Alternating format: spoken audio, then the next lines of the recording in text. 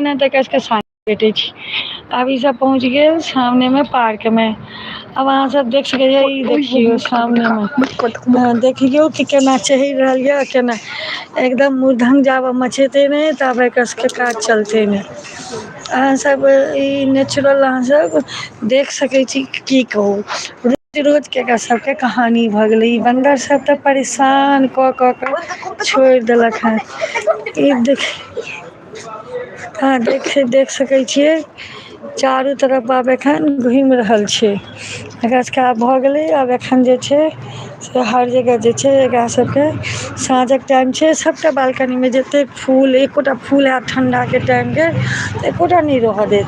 की कहू परेशान कऽ के ई बन्दर सब देख रहलियै सामने वला पार्क के पेड़ में जैत आ पार्क के पेड़ से आइब के कखनो जे छै से एठाम हमरा बालकनी में ठीक सामने में एकटा देखियै आइब जेतै से देख लियौ आब देख सकै छियै सबटा पार्क में घुइम रहल ये।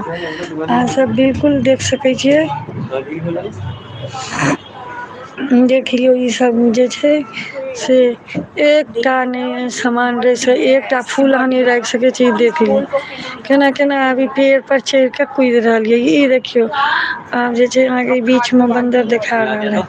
पूरा उखाड़ने के लिए मतलब बहुत ज्यादा अचानक से देख रहे इतना सारा एक संगे 25 लगभग 20-25 टा बन्दर तऽ हेबेटा करतै सब आब एखन एय पेड़ पर आराम से देख रहलियै उ बन्दर जे छै ओ बड़का बन्दर बिल्कुल जे अहाँके देखा रहल है अहाँ सबके एय पेड़ पर एक सेकेंड के लेल शान्ति नै एक सेकेंड नै शाम के टाइम में और सुबह के टाइम में एकटा आइ दूटा ई देखियौ रोड पर केहन सुन्दर नजारा एखन कुइद रहल छै बिल्कुल ओकरा देखियौ केना पेड़ सब पर कऽ रहल ये। जेकरा सबके अहाँ सबके समझ में आइब रहल ये ई देख लियौ अहाँके कतेक सुन्दर नजारा से ई सब देख रहल छी। बन्दर के अहाँ देख सकै छी बिल्कुल जे छै से तूफान मचा के चारू तरफ रखने छै। आ दूटा सिंटेक्स देखियौ ओयठमा बैसल छै आब देख रहल हेबै अहाँ बिल्कुल ओयठमा देखा रहल ये अहाँके